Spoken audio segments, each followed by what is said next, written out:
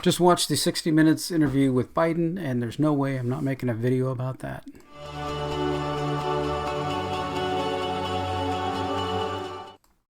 Hey everybody, this is Tom with Tom's Talk Show, and I just noticed I'm wearing a pirate-themed shirt. This shirt has a big skull pirate thing on it, and then my sweatshirt that I'm wearing has a little parrot on it. So I don't know how that happened. I was just pairing things up and stuff, and just worked out that way. So 60 Minutes decided to sit down with the vegetable, and they must have caught him early in the morning. I mean, they blacked out the window. They had the windows seeming like it was dark, like it was night. I'm sure they planned this, saying that we're going to make it look like in this interview that it's nighttime, even though we know it's daytime, and we've quadrupled up on his, meds and everything else, and propped him up, so that he's the most aware. Give him like tons of caffeine or whatever they need to do to, get that popsicle sitting up there. So he only goes a little bit angry man a little bit once, but this is just a completely 100% total over the top puff piece for him by 60 Minutes. I mean, there is no, 60 Minutes. It's on a liberal network. It's definitely just, completely over the top, just all for, his approval rating is in the tank.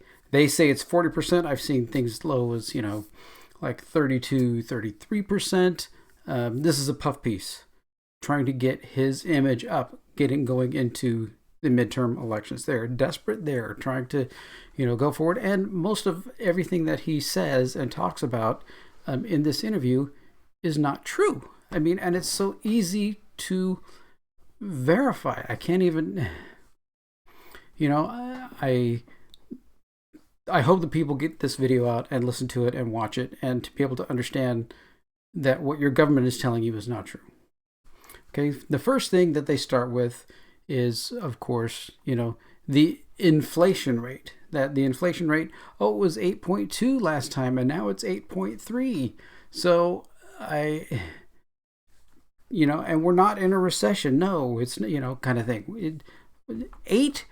Inflation is over 8%, you bonehead. Let's get it back to 1, 2, 3%, where people can actually live and survive. And all of this inflation was forced on by you, right? You were spending money like crazy. Trump spent some money like crazy, which did not help at all. That was something that he should have listened to everybody and said, let's not dump money into the country, because that's going to be, but that was in the midst of COVID. Things were kind of rampant. I'm not going to make excuses for him at all. They probably should have not done as many things as they did. But once Biden got in there, he's just spending money like crazy now with this whole, loan forgiveness garbage. I mean, just going to continue to push and push. The more they dump money into the economy, the worse inflation is going to get. And he's all, it only went up 0.1%. That's fine. No, it's over 8. That means everything is continually going up in price. It's not stopping. You bonehead. God, but he's trying to tell the public, it's only another 0.1%. Yeah, have you seen your groceries lately? Here at our house, we're planting gardens. We've got chickens, because we understand that things are, going to be, are getting crazy. And he's also telling people that, it's going to go down. It's going to be a soft landing, blah, blah, blah. No. This is the highest in 40 years, and it's going to stay the highest in 40 years until we have a House and Senate that can stop everything that you're doing. That's what it's going to take. All right, so then the next kind of points that he makes here, he's okay with it being, he says he created 10 million jobs. No, you didn't. And all of those jobs were returning from COVID. You don't believe me? Okay, let's go look at the U.S. Bureau of Labor Statistics. President maybe should go look at this thing. Right here, we are, when we left, we had, right before COVID, we had a 63.4% participation rate, and now we're just barely back to 62. So, and it's been way in the 2002. It's been way up here high as 66. So under Trump here, it was actually coming way back up. I mean, up until the pandemic, that's why they had to shut him down. Right? That's why they had to do the pandemic. Was because, oh crap, Trump's getting all these people work. Trump's actually doing what he said he would do right here where it's going up. Then the pandemic hits and it goes down, then things start to come back. But we're still at a very low, much lower by many percentages participation rate in the economy. You've done nothing to create any jobs at all. And your own division, the U.S. Bureau of Labor Statistics, .gov, it's a government agency, tells you right there. So for him to say they've created 10 million jobs is a blatant lie. Do you think I like this person? No, I don't. He's lying about the economy not getting worse. There's so many things there and ready to trigger the economy getting worse. They barely made it past the train line unions workers, and all they didn't really want a lot more money, right? From the looks of it and what I've been reading, they just wanted days off. They wanted to be able to call in sick, right? I mean, but since we have such a low labor participation rate, there are not enough people to do the jobs. All, again, this man's fault right there. Okay. So again, he says, oh, the economy's growing. The economy is growing better than it's ever grown ever before in the history of the world. Okay, well, have you looked at the, let's see, which one is it? Here. Oh, the United States GDP growth rate. Oh, right. 2 quarters negative growth. That's called a recession. Okay. So, the next quarter is actually predicted to be another minus 0.6. So it's still going down, right? We're going to have 3 quarters of negative growth. So for him to sit up there and say, oh, we have the most growing economy ever, it's growing by leaps and bounds, we added 10 million jobs, blah, blah, blah, he's blatantly, totally, completely lying to you, the public. Okay, he keeps talking about, oh, we have unemployment's so low. No, you have nobody participating in the job market because you paid them all to stay home.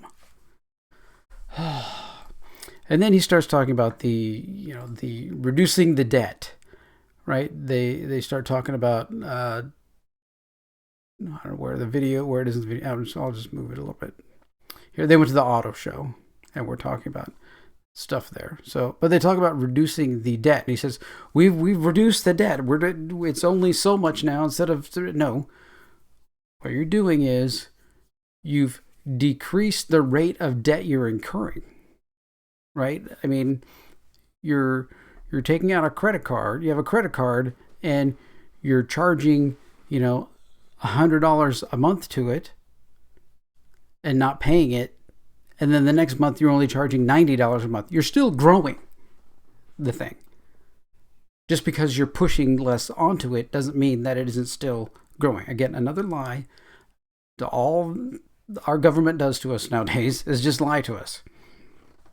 The next thing, we come back here to, let's see, down here into blah, blah, blah. That's that. Where do we get to the... I don't really show any Ukraine things very well, but he says that they're talking about Ukraine and how they've actually made some headway in getting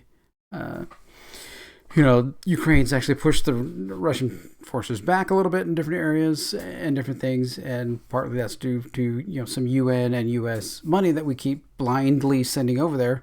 He commits to guaranteeing 100% of the funding until Russia is moved out of the country. So he says we're not going to ever stop sending them money, no matter what, till the end. So once the United States has collapsed, and so either the Ukraine has to finish, getting Russia all the way out, basically bankrupting our country, or our country has to completely collapse so there's no more money to send and the government is gone. That's what he's saying. I mean, I'm 100% for reducing as much as we can send and use more of that money for the people in our country. Let's kick our oil systems back on. Let's open up oil and drilling and pipelines and everything here. That will scream mountains to Russia, right? If we had so much oil that there was no need for anyone in Europe to ever buy oil from Russia ever again, it would completely bankrupt the Russian economy and it would collapse. It's so simple, even myself, just sitting here, in my chair, can do it. He's also committed us to 100% defending Taiwan with U.S. troops. So, and the other representatives in the government had to come and walk that back, say we don't have any stance, we don't take what he was saying correct, but he mentioned it multiple times that he is guaranteeing U.S. troops are going to be on the ground and ships are going to be there in Taiwan to defend Taiwan against all of China. Again, until Taiwan is saved and independent or the United States is completely destroyed. I can't. I had to walk away and turn it off for a minute because this man is speaking gibberish that is not good for the United States at all. Okay, so he says he has no knowledge. Also said that he had no knowledge of the Trump raid or blah, blah, blah, or the picture or anything else until after the fact. Well, we have a letter. I couldn't find it, but there's a letter saying that one of his staffer people knew what was going on ahead of time. So he probably knew and was fully aware of everything that was going on. As aware as the vegetable can be. Okay. And then, of course, to top it all off, they bring up Hunter Biden, and he just says, oh, he didn't do anything wrong. He's been exonerated. He's all this stuff and everything. And I didn't benefit anything from that other than the fact that we have documentation. We have chats and email things about the 10% for the big guy. And that most of these countries would never even have talked to Hunter Biden if it weren't for the fact that his father was vice president at the time. So don't tell me there isn't any corruption. There's 100% corruption there. So again, he's lying to you, the American people. He's continually spewing, the rhetoric and everything about, oh, there's so many jobs. Oh, inflation's only 8%. Yeah, tell that to my credit cards. Because they're headed in the wrong direction and they're not stopping. So, yeah, you're not helping any. Oh, this is all for the middle class. No, you're systematically destroying the middle class. Nothing he is doing is creating anything for the middle class. I checked my investments the other day, down 20% again. So, my retirement's going bye-bye, out the window, because of this guy. And everybody else should be looking at this guy saying and checking your retirement. Go into your little accounts, your 401ks and whatever you've got, your IRAs and whatever, and check what the balances are and what's happening. It's tanking. It's going away. It's disappearing. He's almost single-handedly bankrupting the entire population of the United States. Yeah. So definitely a complete puff piece for the president. His poll ratings are tanking, so he needs to do something to try and reconnect with the American people ahead of the midterms, just trying to save all but he's not going to be able to walk back the calling 75 million Americans who voted for Trump ultra MAGA and horrible extremists, right? You can't walk that back. So they tried over and over again, but it's not working. I'm not believing it at all. So did you see the interview? Do you think it was a puff piece? I'm sure everybody does out there, but yeah, just not the lies and how our press just backs up, and doesn't ask any of the really hard questions. Like he says, they created 10 million jobs, and show him the Bureau of Labor Statistics. Okay, here, you've not created as many jobs as we had before the pandemic, right? You're still low. You haven't created anything. What do you say to that? And he'll blah blah blah. Oh, that's nothing. That was because blah blah blah. And he won't answer it. Well, they wouldn't allow anyone to ask him that question in the first place. But yeah. So all right, had to get that off my chest. So thanks for watching. Like, share, and subscribe to my channel. And thanks for watching. Take care.